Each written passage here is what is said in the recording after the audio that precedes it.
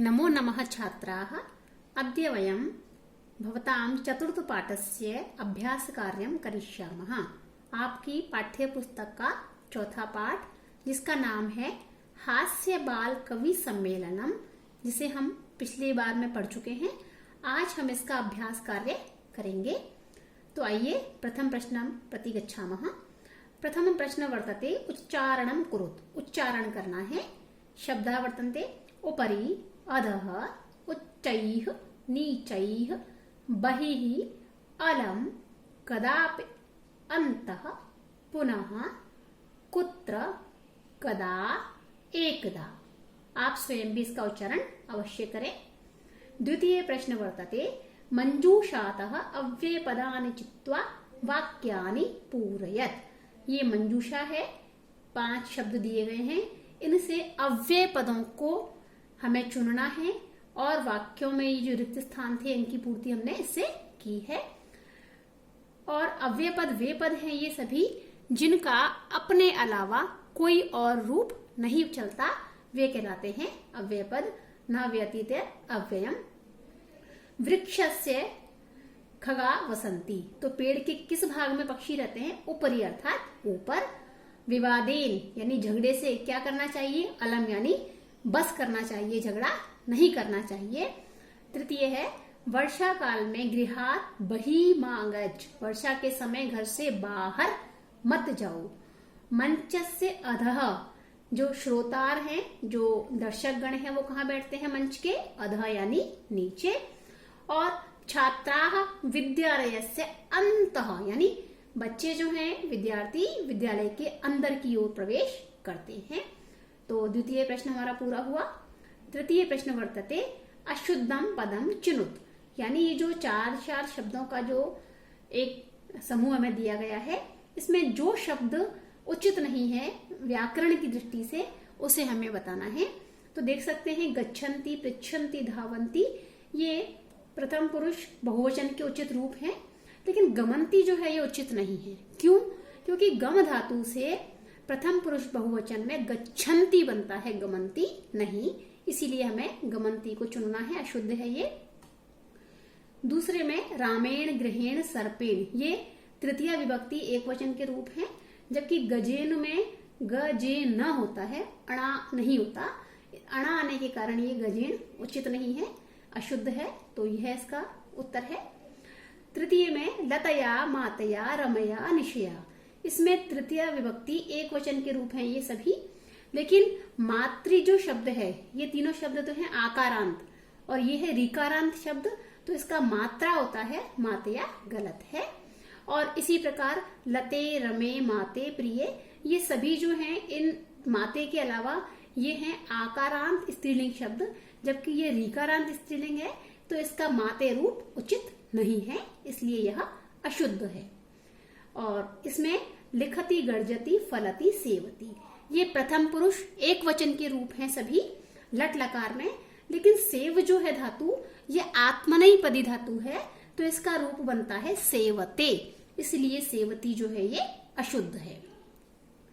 चतुर्थ प्रश्न में समानार्थक पदों को चुनकर हमें रिक्त स्थानों की पूर्ति करनी है। ये सामने रिक्त स्थान थे। समानार्थक यानी बिल्कुल समान अर्थ वाले।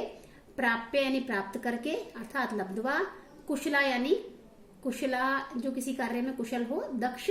हर्षस्य यानी प्रसन्नता का, तो प्रसन्नतायाः। देहस्य अर्थात शरीर का यानी शरीरस्य। वैद्यम अर्थात चिकित्सकम, ये सभी समानार्थक शब्द हैं। पंचम प्रश्न में अधोलिखितानां प्रश्नानां उत्तराणि एक पदेन लिखत, इन प्रश्नों के उत्तर हमें एक एक पद में देने हैं। प्रथम प्रश्न वर्तते मंचे कति बाल कवयः उपविष्टाः सन्ति, मंच के ऊपर कितने बाल कवि बैठे हैं? तो हमने पढ़ा था पाठ, कितने बाल कवि थे? 4 अर्थात 4 बाल कवि थे। दूसरा प्रश्न है के कोलाहलम कुर्वन्ति, शोर कौन कर रहा था पाठ में? श्रोतारः अर्थात दर्शक गण। तृतीय प्रश्न गजाधरः कम उद्दिश्य काव्यम प्रस्तौति, जो गजाधर कवि था पहला वाला, उसने अपनी कविता किसके ऊपर कही थी, किस विषय पर कही थी? तो उसका विषय था आधुनिकम वैद्यम, आजकल के जो वैद्य हैं उनके बारे में गजाधर ने अपनी कविता कही थी। अगला प्रश्न, तुंदिलः कस्य उपरि हस्तम आवर्तयति। तुंदिल जो था वो किसके ऊपर हाथ घुमाता है? तुंदस्य यानी अपने पेट के ऊपर। और अगला प्रश्न, लोके पुनः पुनः कानि भवन्ति, अर्थात संसार में हमें पुनः पुनः यानी बार बार कौन सी जो चीज है मिल जाती है। तो पाठ के अनुसार इसका उत्तर है शरीराणि, अर्थात भोजन के कारण यदि शरीर नष्ट हो जाए तो शरीर पुनः मिल जाता है। किसके अनुसार? जो कवि था तुंदिल, उसके अनुसार। और अगला प्रश्न है, किम कृत्वा घृतम पीबेत, क्या करके हमें घी पीना चाहिए। ये चार्वाक ने कहा था कि ऋणम कृत्वा घृतम पीबेत, यानी उधार लेकर भी घी पियो। तो इसका उत्तर होगा ऋणम अर्थात उधार। षष्ठा प्रश्न, मंजूषातः पदानि चित्वा कथायाः पूर्तिम कुरत। इसमें मंजूषा से पदों को चुनकर हमें कहानी की पूर्ति करनी है। ये एक कथा है। अब देखिए इसकी पूर्ति किस प्रकार होती है। पुरा एकस्य नृपस्य एकः वानरः आसीत्। एक बार एक राजा था, उसके पास एक बंदर था। कैसा? प्रियः यानी उसका बड़ा ही प्यारा बंदर था। और एकदा नृपः सुप्तः आसीत्। इसमें क्या आएगा? सुप्तः, क्योंकि एक बार जो राजा था वो सो रहा था। वानरः व्यजनेन तम अवीजयत। और जो वानर था वो व्यजनेन अर्थात पंखे से उसको हवा कर रहा था। तदैव एका, तभी एक, कौन आई? मक्षिका यानी मक्खी, नृपस्य नासिकायाम, राजा की नाक के ऊपर उपाविशत यानी बैठ गई। और यद्यपि वानरः, हालांकि बंदर, वारम वारम बार बार, व्यजनेन ताम निवारयति स्म, पंखे से उसको दूर कर रहा था। किसको? मक्खी को। तथापि फिर भी, सा पुनः पुनः, वो मक्खी बार बार, नृपस्य राजा की, नासिकायामेव, नासिकायामेव अर्थात नाक पर ही, उपविशति बैठ जाती थी बार बार। अब जो बंदर था उसे क्रोध आ गया।